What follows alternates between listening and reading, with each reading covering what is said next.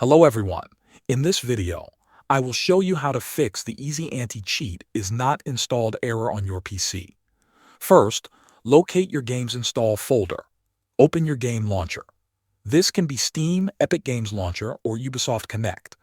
Go to your game library. Right-click on the game that shows the error. Select Manage. Then click Browse Local Files or Open Install Location. This will open the main game folder on your computer. Inside this folder, look for a folder called Easy Anti-Cheat. In some games, it may be inside a folder named Binaries or Plugins. Open the Easy Anti-Cheat folder. Now, find a file called easyanticheat_setup or easyanticheat_eos_setup. Right-click this file and choose Run as Administrator.